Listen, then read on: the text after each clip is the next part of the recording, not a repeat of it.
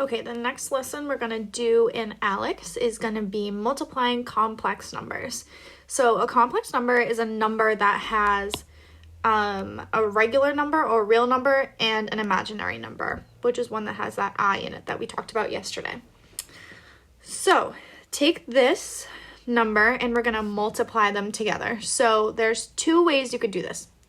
You could do it by distribution like this, and then you would get negative 5i times negative 3 plus negative 5i times 6i.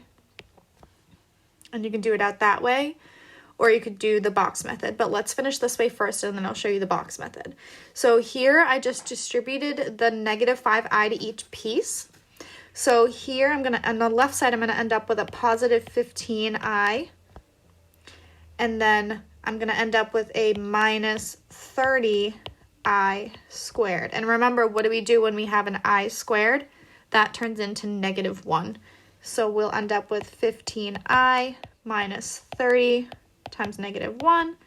And this just simplifies to 15i plus 30. So that's the first way that we could do it. The second way is using the box method, which is just kind of creating like a little Punnett square and doing it that way. So this is how we would set that up. Negative 3 and 6i.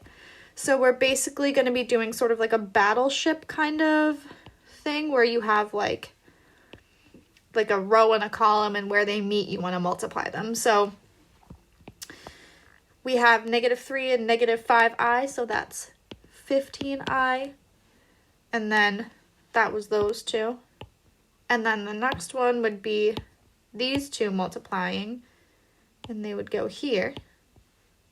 And that answer would be negative 30i squared, which turns into negative 30 times negative 1, which then turns into positive 30. So then you would just go and write it, and you would get the same answer as here, because you just get 15i plus 30.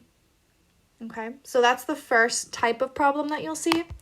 The second one is going to be in this form, which then you would just FOIL it or use the little box method that I just showed. I like the box method for these ones because I feel like it's easier. So let's create that first. So we have 4 and negative 3i, and then 1, and then positive 3i.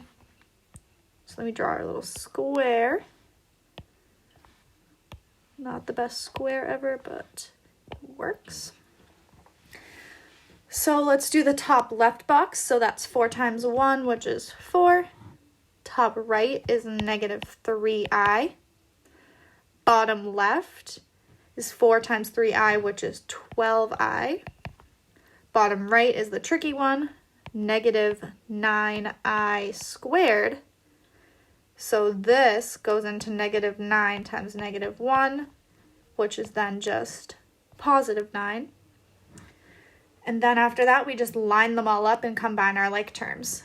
So we have 4 plus 12i minus 3i plus 9.